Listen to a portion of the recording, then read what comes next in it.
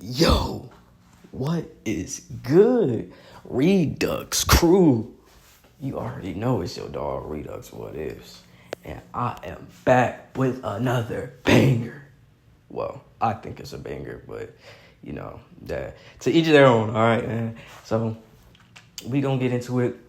This is part 3 of What If Tatsumi had Yamamoto, aka Vergils' beautiful, overpowered ass sword, for real. Now, in this one, I may sound a little like weird because like I'm really sick as fuck, and you know, like I've never felt this sick, but I gotta supply my crew with the what ifs. I gotta supply my anime fans with the what ifs, bro. Like I gotta do that. That's the least I could do. So I'm gonna finish this. I'm gonna finish part 3. This is gonna be probably like the longest what if I've ever done so far because I'm gonna cover 2 parts, maybe 3, cause depending how I feel, even though I'm sick as fuck, I still got like some energy. So after this, I'm most likely just gonna go to sleep and then wait and see how the other parts do before I do part 4. So without any further ado, for this what if, before I get into it, I'm gonna do a recap for part 4 just in case if anybody else is new and stuff. So without any further ado, let's get into it. The first part of the what if, we fade in to excuse me, like I said, I'm sick, so if y'all like hear like pauses in between, it's me trying to catch my breath and like, you know, get my heart rate slowed down just in case, because I feel really sick, like I said. So we get started and we cut into Esdef kneeling in front of the emperor and the prime minister as she says that she's taken over the northern tribe and that she is back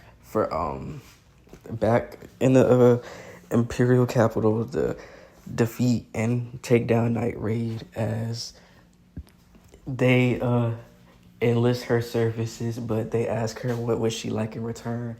And you know how everything goes to Ken and how basically she asked for love, and you know the child emperor was like, you know, the prime minister can be a good candidate, and Esda basically says that nigga is fat as fuck, and no, all right, we're not doing that. He's not that guy, pal. Basically, he's not that guy. And so after that, you know, little fiasco, basically what happens next is the prime minister says, what else do you need to take down Night Raid? She says that she just needs 3 of the strongest, she just needs 3 people to help her do it, and that will be her team. And after that, Night Raid will be no more, basically. So after the camera pans out as it looks at the capital, and we move on to the next day. The next day comes out as the camera pans in on the base of operations, Night Raid's base. And we see Mine still struggling to eat after her injury with her fight with Siryu and that hellhound of a dog that she has as her imperial arms, with Akame feeding her, saying that she'll get through it, and Tatsumi flipping through his memories as Sayu was helping him, and yet he's the one that caused one of his closest friends to pass away. Dang. All right. Hold on, guys. My bad. So, yeah, flipping through his memories, she passed away, and he's just like, you know, still, you know, kind of, you know, trying to cope with that, basically. And so we cut to the time skip. We cut to the emperor. No, not the emperor. The prime minister Esdef talking, and basically she said that she enlisted her own team to take care of take care of Night Raid. And their first plan is to basically start killing people killing mark hits that Esda puts out and blames it on Night Raid to get the public talking, to try to sway the opinion of maybe Night Raid is not what they seem. And she tells them to get to it as we go to back to the base, probably like 11 o'clock at night. Moon is out. Tatsumi sees Akame giving an offering for Shell. As this is the first time he sees Akame break down, as she starts screaming and beating on his chest, saying that this is all she ever known, and people thinks that she's just a cold-hearted person when she says, "I'm not just a cold-hearted person. I actually care. I care about Shell. I care about everybody. And when I see them pass away, I'm expected to not show any emotions. But this is the first time I've had enough of it. And and Tatsumi didn't even say no words necessary. Unlike his counterpart that just punched himself and looked like a idiot, in my opinion. But I still love the show, though. So instead of that, he said no words, and he just held Akame. He hugged her, and he put his hand on her head, and he said that it's okay. I felt like this for a while, too. And I've taken what Bula said about, hiding my emotions and just focusing on the mission. But sometimes you need to let it all go. You'll feel better afterwards. So we could sit here for a while if you need to. You could let it all out. And then afterwards, you could get back. We could get back to what we need to do. But for now, let Akame be Akame. And with that, Akame cried into Tatsumi's chest as she basically cries herself to sleep on Tatsumi since they moved into on the couch, and she basically cried herself to sleep with Tatsumi falling asleep along with him. I told you Tatsumi finna be a Rizzler, bro. He risen. I'm finna make this man a fucking god tier Rizzler. Anyway, without that being said, I feel sick as hell for real, but I'm gonna still get through it. So after that, after she cries, the next day, Leilani's in the back listening to their conversation. And so we pan off with that, with her listening to their conversation and then her walking away. Bright and early, Tatsumi and Akame are training since Tatsumi says he needs to level up after Shell's death, with him having Yamamoto on his back and using a wooden sword. Since actually no, he's not gonna have Yamamoto. He has Yamamoto on the side as he carries it everywhere he goes. He never leaves his sword unattended at all, unless he's at base. And even if he's at base, he still has it within an arm's reach. But he has it laying on a tree. And when he's away from the sword, as long as he's like in a certain area or proximity with it, all his stats still stay. So he's matching Akame so far. Akame is like at 60, let's say, let's not lowball Tatsumi here because he got Yamamoto. So I'm going to say about 65% output for training. And Tatsumi is going 77% right now, since he's locked in and trying to concentrate and land a strike as Akame's blocking and parrying. Tatsumi's doing the same as he's starting to use his speed to his advantage, which is really saying something, because he is working towards the goal to trying to unlock Yamamoto's secrets, as he's telling Akame that he wants to get strong enough so he could unsheath Yamamoto and actually use it instead of just using it in spurts and when he doesn't even remember using it or just out of pure anger he's able to draw it. He wants to be able to use it as his own and its powers that it possesses. Sorry for my stuttering, but they're training as Akame lands a hit on Tatsumi, but Tatsumi blocked it at the last second, and he does like a triple backflip, gaining some distance between them. And Akame says, "Are you sure you need a break? Because we've been going at this for quite a while." And Tatsumi said thanks for asking, but he's ready to keep going. He needs to get stronger. He needs to level up. And this is the only way he'll be able to do it quickly. As he says he's going to go all out and he doesn't want Akame to hold back. As he runs at her and Canon, this is where Bulat would Tatsumi would run into that punch.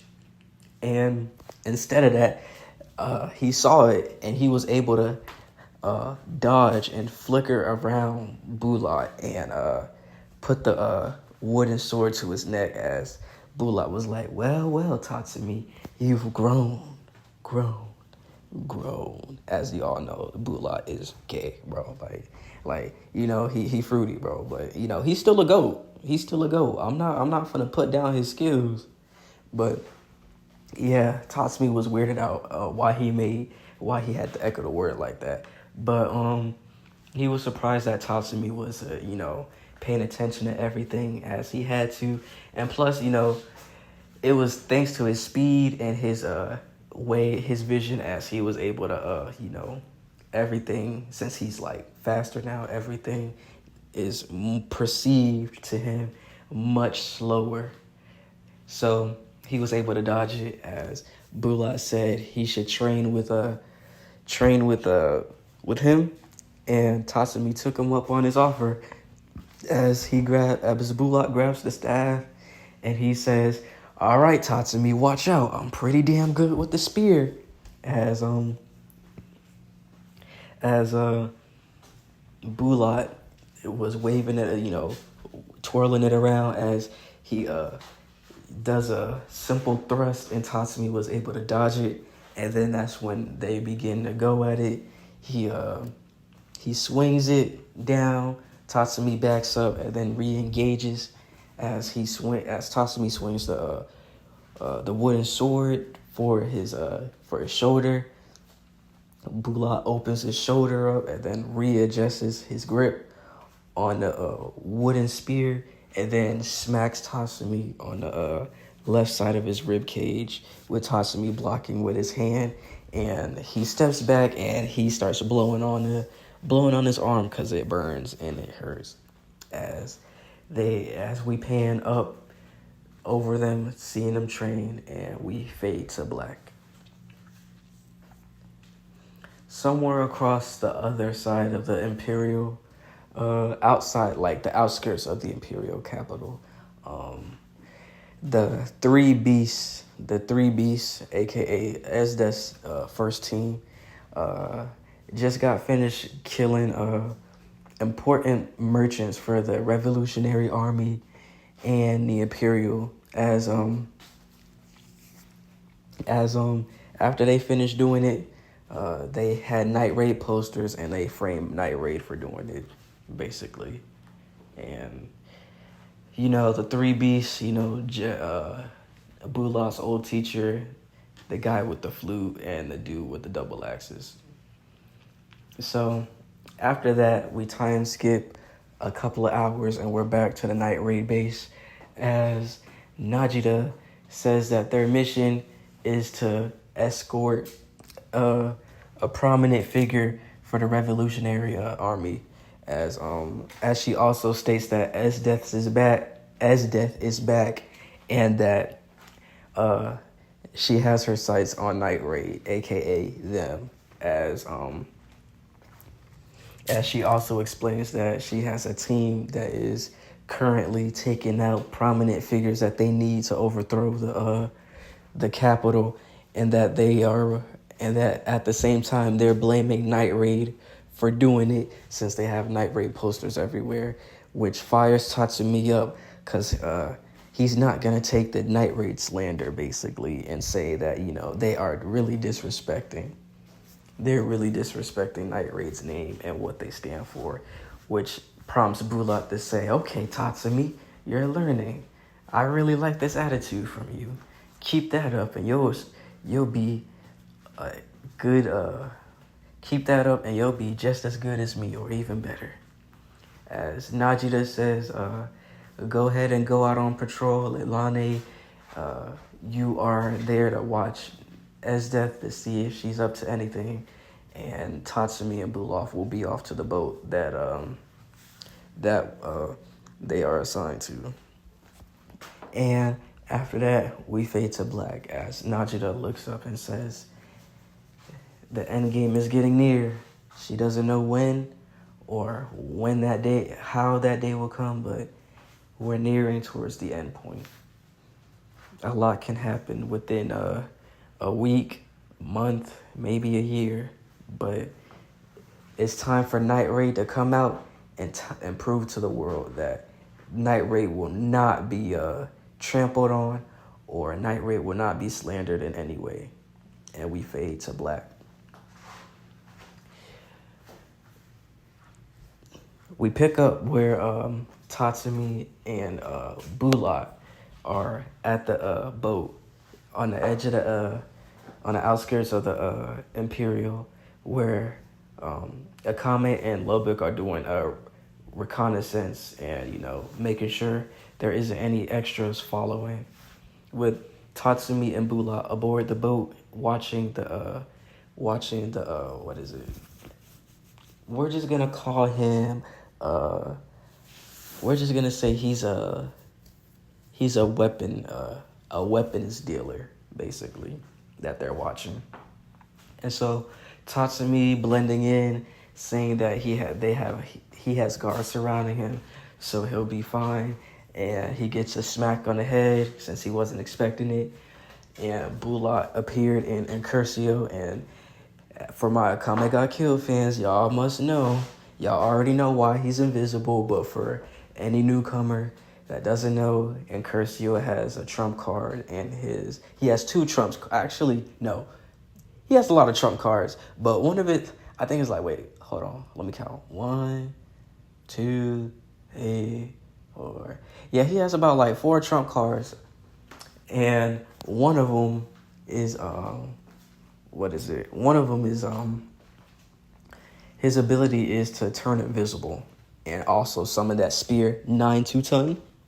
So that was the trump card that he was using at the moment. It was invisibility, and it basically, he appears invisible to the naked eye, but he can't like people can still sense him if he is bloodlusted.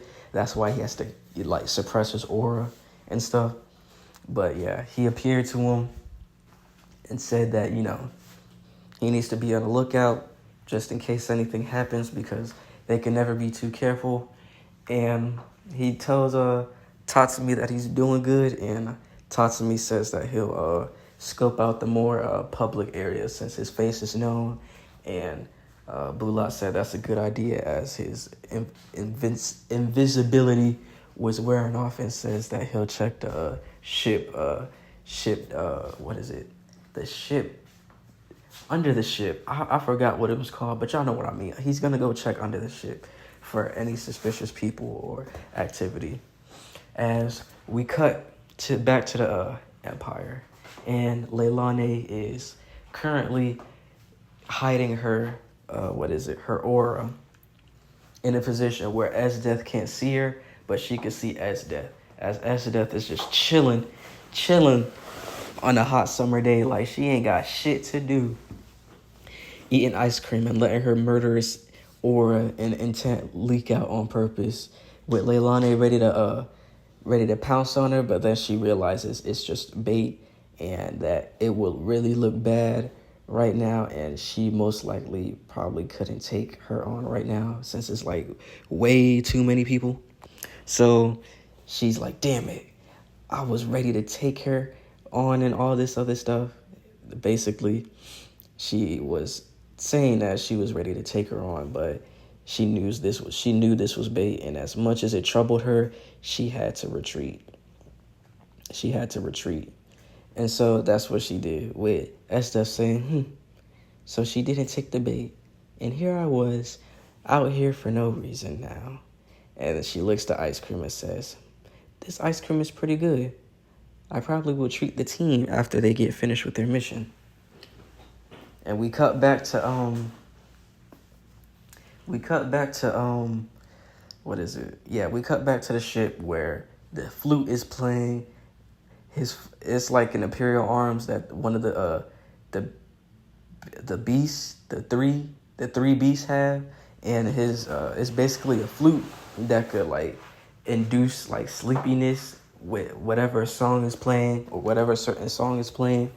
And so, everybody falls asleep, but since Tatsumi is motivated, I had to throw in a Vergil reference over there. It doesn't affect him as much as it did in his canon counterpart. He's still like visibly a little weakened, but he comes outside since he can't take the noise, as he was like, God damn it, what is this sound, this hideous music? As it really wasn't hideous, I just had to throw that in there. I was running out of dialogue, so I'm gonna be better at that. But he goes outside as he thought it would be over, but he still hears the music as one of the three beasts comes out saying, hey, I thought that sleeping song would put everybody to sleep, but you're still awake. And he said, I was going to spare you if you were still asleep, but seeing that you are here, you might as well put up a fight, as he throws a sword to Tatsumi with him wishing he had Yamamoto still. And little does he know, Bulat did bring Yamamoto. Actually, no, scratch that. He did have Yamamoto. It was in like a guitar. I'm gonna say he was dressed as a musician, as it was in a guitar case, but he had Yamamoto in there secretly, as one of the three beasts threw him a weapon, and he said, what's this for? As he says, he wants this to be a fair fight, since he wants it to be a fair fight, right? And so Tatsumi said, fine. And then he says he's going to get a bunch of experience points for this, as Tatsumi leaps up into the air and then comes down with a crashing slash, but he was able to block it as he gets this crazed look in his eye, and he says that he's ready to take on a guy like this, as he tells him so. He's going to get a bunch of experience points. Like, yeah, bro, we get it. You want experience points. This ain't no RPG, nigga. God damn. Anyway, so he dashes towards Tatsumi as he brings the axe down, making a hole into the ship, as he was able to dodge, with him breaking up the axe, since it's a double-sided axe, and throws it, which Tatsumi was able to dodge, and he didn't get cut like his canon counterpart did, as he was able to dodge it. And Tatsumi realized it was able to come back to him, as he thought of a plan. Maybe he could make the axe hit him, as he dodged the axe, and he was started running towards him, which this time Bulat, he punched him, as canon, saying that he was ready to finish him off. And Tatsumi protested, said he had a plan, but he heard his big brother, as he called him out, as Tatsumi took the guitar holder down off basically, and pulled Yamamoto and put it on him, as he started feeling the strength now, and the extra speed boost that he already had. So after Bulat scolded Tatsumi for not taking in his surroundings, he gets ready to fight the three beasts, since they all came out of nowhere, as he yells, from the depths of his soul, Incursio! As, the armor comes out, and, the armor comes out, and it has his arms folded, as Bulat is now encased in Incursio, as all of them come at him at once, and with one swift movement, he punched his old general away, sliced the dude with the great double axis in half, and he punched the kid with the flute away. As they are all out, as they're down for the count, his old general gets back up, saying that he recognizes that armor and that power, and the voice behind the armor, as he says, "You're Bulat, aren't you?" Which Bulat answers truthfully, as he says, "Yes, General." And we fade to black as the next What If they will be fighting. And since I said I was doing a two-parter, we gonna take a little break and an intermission, because I need a water break and I'm gonna take some medicine. All right, I'm back. I just fucked that water up, not gonna lie. And now I'm about to fuck this milk up. Ooh. Sorry about that little ASMR if y'all heard that. But I just took this medicine and I feel a little better already. So we're going to get right back into it like we never left. So this is the continuation, obviously, and we just going to hop right back into it for real. So we cut back to Bulat fighting his general, as his imperial arm is to basically control water, liquid water. And so Bulat and him square off, as one of his companions was trying to sorry for the yawn. One of his teammates was trying to jump Bulat, but Tatsumi wasn't having it, as it was the kid with the flute saying that the general will beat Bulat, but Tatsumi was like, Big Bro was going to beat him, as they start arguing who's going to beat who, with them basically going back and forth with the flute and sword. And Tatsumi's sword gets knocked out his hand as he starts using Yamamoto, and says he can't, he been trying to do so much yada, jeez, okay. He was trying to do blunt damage, since he really can't use Yamamoto and unsheath it. But thanks to this, him holding Yamamoto is granting him speed boost and strength boost. So he's really not having much trouble as he did in his canon counterpart. But he sees Bulat struggling against his general, as he sees Bulat gets blasted in the air by the water. And so the general thinks it's over as Bulat comes crashing down. Oh my gosh, I can't with this yawning. As he comes crashing down into the boat. And he basically, as he's about to strike the general, the kid with the flute comes saying, as he sees Tatsumi on the ground with Yamamoto holding him up, and he apologized to Bulat, saying that he wasn't strong enough even with Yamamoto's abilities. And Yamamoto is granting him a healing factor too, but it's not as prominent as it would be when it's unsheathed. So Tatsumi gets up, struggling to get up, but he does stand up, as Tatsumi sees Incursio sizzle off and disappear, stated that Bulat is tired and he can't go on like this, because he used up all his energy that he had. So now he's on reserves, and so that goes for the same for the general, since he used all his strength with his imperial arms, so he has to use a sword.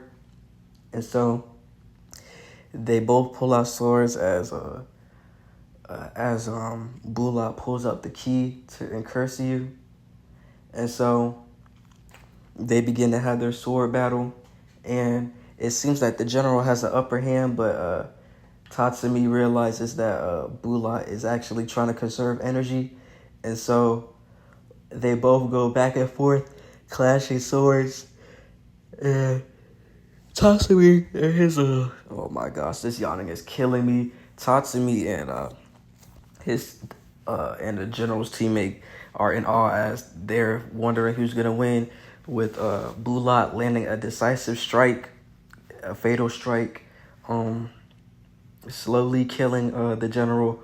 But the general uses his trump card as he uses the drug to enhance his performance, but at the same time, it diluted his blood into like water-like matter, so he was able to use his blood as projectiles and control it. As he uses his move, I don't know what it's called, so I'm gonna make up a special move.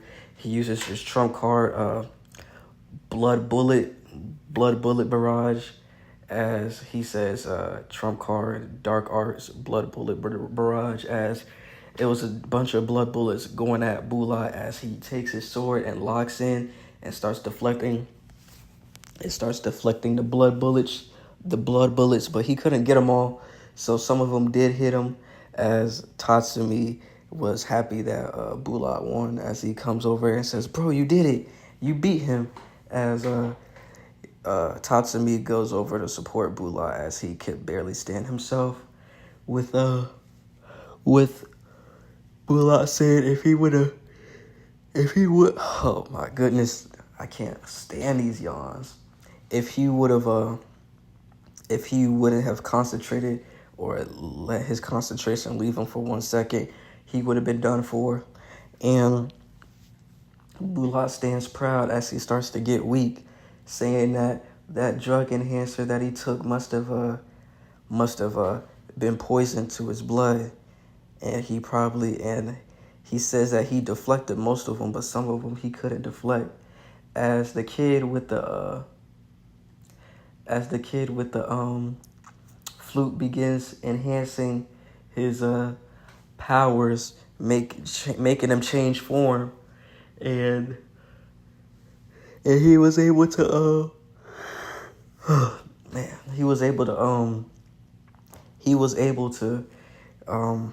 enhance his form, and I think he came back to life since he was stabbed. Basically, that's what happened, and that was his trump card, to be able to come back to life with his flute, and also to be able to change his appearance, granting him more of a stat booster, a speed booster, and a strength booster, like an all-around transformation that just enhances their base stats, basically, just give them a little bit more power. As Bulot looks at Tatsumi with a dying wish, as he says, "Tatsumi, this is your time. Take up Incursio and use it. It is yours." As his enemies saying, "You really plan on wearing that armor? Any normal person that tries to put it on will die." As Tatsumi begins to have doubts, with Bulot punching him again, like, telling him to lock the fuck in, basically. Everything goes to cannon. Bulot gives him a speech, and he says that, he's more than qualified to use Incursio, since Tatsumi already had a good impression on Incursio, and Incursio felt the same too. So Tatsumi did get encouraged, and he said, try incorporating Yamamoto to Incursio while you use it too. And so this is what y'all been waiting for. This is what y'all been waiting for. Let me cook, y'all. Let me cook. So as he unties his tie and he unbuttons his shirt, so his signature light blue jacket that he donned on for the mission, the enemy starts rushing in, as he Tatsumi takes Incursio from bro as he gets into his signature stance. He has Incursio in one hand to the side, and he has Yamamoto on the other side, and he's holding them both as he puts Incursio in front of him, and he screams from the depths of his soul, Incursio! And that's when he summoned Incursio. As Incursio folds his arms, but this is the thing that happened right here. Incursio began to evolve, since it's the ever-evolving armor that he donned on. And so, as he sees Incursio scream in rage, the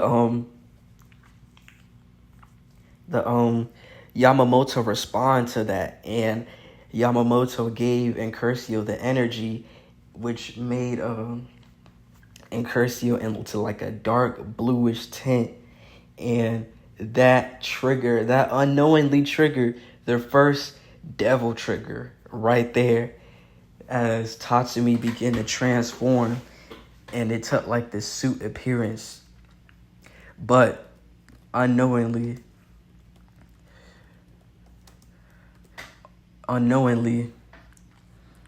he took on this appearance, this like first form, as he starts seeing Tatsumi with claws on his feet. His face starts to look like it was Incursio like, but something other unworldly, as he finally drew he grabbed Yamamoto, and as he tells himself, please let this be the moment I do it, he grabs Yamamoto and pulled it out the sheath, and he was able to use Yamamoto at that time, as there was just like a bunch of blue energy swirling and surrounding Tatsumi, as the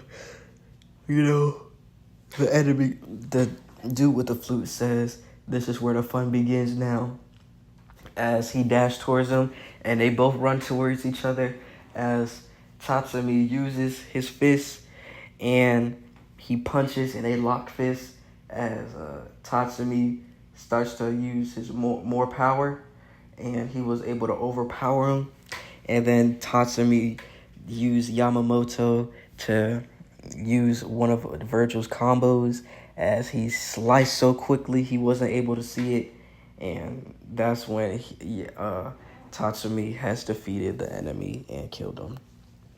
As Bulat looked at him in awe, saying that he never seen anything like it, and he was surprised because he knew that Yamamoto had to be an Imperial Arm, since nobody else was able to draw it but Tatsumi with Incursio using, and he never heard of it, but it has been an ancient text that there has only been able like one person to use two Imperial arms at the same time. But since Yamamoto is an Imperial arms, but not from the Akame ga Kill universe, Tatsumi doesn't have the backlash of using two Imperial arms as other people might, since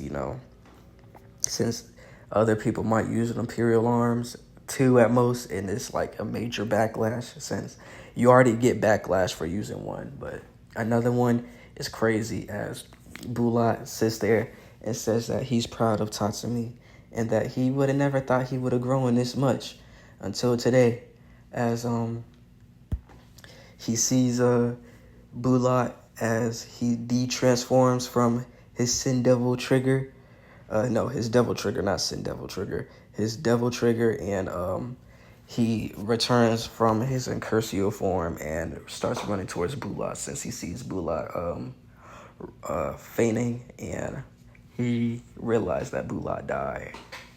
So it starts raining, and both Incursio's on the ground with Yamamoto crossing Incursio. So like both like diagonally towards each other with Tatsumi standing over Mulan saying, bro, I did it. But is it okay if I cry for you? I know you don't like it when I show emotion, but I need to. As he looks at bro and goes on his knees and holds his body as he screams really loud to the sky, and we fade to black. We come back to the sunset, and there's a certain girl that resembles the features of Akame, but it's not Akame, as she's humming and singing a song with her sitting on piles of bodies, and she gets a letter from an Imperial spy saying that her services has been requested by General Esdeath, and she needs to come to the She needs to go to the capital, the Imperial capital, and she hummingly accepts as she says, "I finally get to kill you now, big sister." And the camera fades up into a rather bittersweet sunset. So, time skip, we go back. Well, we don't go back. We move forward as Mine is officially healed, and she's ready to go back and get back into action as she runs back from her bathroom to hot springs after taking it easy. And now that she's all healed up, she's ready to get in on the action as she runs through the hall and goes to the back and sees a training and into the training yard as she sees Leilani and Akame sitting on Lubbock and Tatsumi as they're training with Mine asking what are they doing, and Tatsumi saying they're training, and Leilani says that they're helping them train since they haven't seen this side of him. And so Tatsumi also implies that ever since Bulat passed, he's been wanting to get stronger and surpass him. And now that he's able to draw Yamamoto, he needs to understand Yamamoto along with Incurcio to get stronger and to protect everybody he cares about. And Lubbock saying that, he says, since we're down to two guys, it's time that I start taking this night raid stuff and training a little bit more serious with Mine blushing at the fact that Tatsumi may start becoming his own man, and that doesn't help with Tatsumi having that godly physique. He got that godly physique, you know what I'm saying? Lean, and he got some cut. He got a lean figure. He did some calisthenics, some explosive weight training. So don't let the size fool you. He has a lot of strength. And as for that, everything goes, to canon with Najida saying that she collected Imperial arms and that she's going to go to the heart of the Revolutionary Army to put in the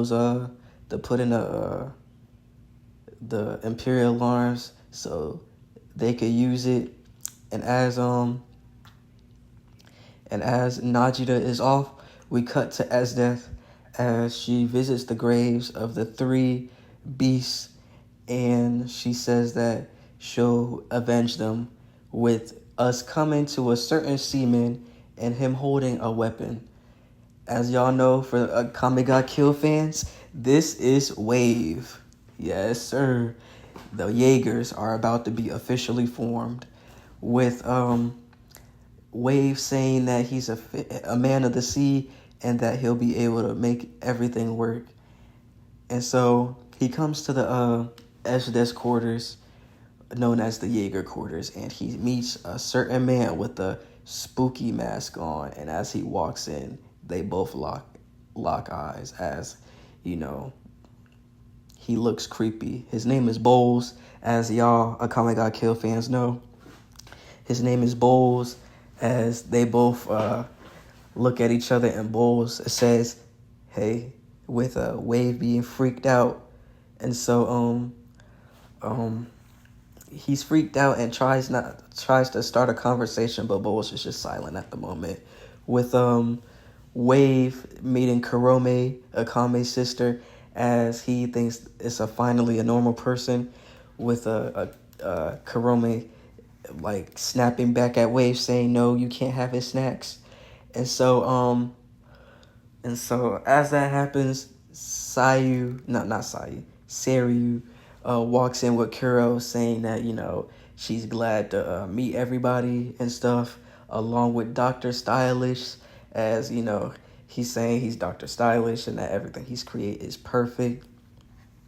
And Wave, and then that's when Run comes in, introducing himself, as he says that he's glad to meet everybody, as Wave gets excited because he feels like Run is probably like the only normal person on the team. And so that's when Esdeath comes in with the mask. And so she interjects saying, "Who is everybody?" as Wave gets up, but he gets kicked in the chest and flies back into the wall. And so as that happens, everybody gets on guard and they start attacking the blue-haired figure with the mask on. She goes after Run, as Run basically says, "You're not going to hit me at all, so don't even try it," as he literally dodges and weaves everything. And so, she notes that he's fast and quick and has good reflexes, and that what else? And she takes down Saryu, as she says that she's too hot-headed and, her moves are predictable, but Karome was able to break her mask off, as it's revealed that it's General Esdeath, and she recruited them, and basically they're now known as the Jaegers. And that is that. We cut to them just, introducing themselves and working together, and basically just like getting a feel for the team, as she explains the Jaeger's purpose is to take out Night Raid and try to help the civilians of the Empire while they can. And that's basically it. And so we cut to black. And we fade to black. Now we pick up where we left off, as Tatsumi and Lubbock go to a secret library, and it's another secret base of operations for Night Raid, just in case if anything goes bad, they could fall back here. And that's when Lubbock also tells the past story, and tells the past of Najida and Esdeath, as they both used to work together, but Najida saw the corruptness and basically everything that she was doing, and so she basically let them run rampant. When she had the three beasts on her side, she let them run rampant, and they were allowed to, they did anything as they pleased, as Esdeath was just caught up in the bloodlust and killing innocents for no reason. And that's when she became defective and strayed away from the Imperial Army to start a revolutionary army to take down the corruptedness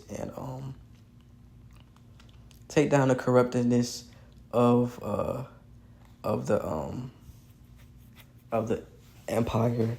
And Lubbock says, "We have our hands full, but if there's nothing Night Raid can do, we can't get through this." And so Tatsumi reinforces it with a yeah, and they basically, have a good old time, drink, cheer, and all that other stuff. And we pan up to the whole imperial country, nation. And so, and we fade to black.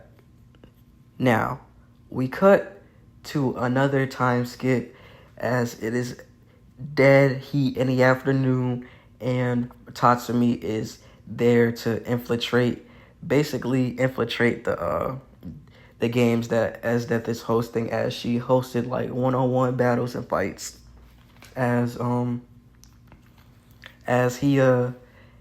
he's in the ring with a bull like humanoid, and the bull like humanoid is talking the talk and saying that he was like a ninth fifth degree, and he was defected because he was too strong, and they had to kick him out, but he was basically bragging about his rank and how strong he is.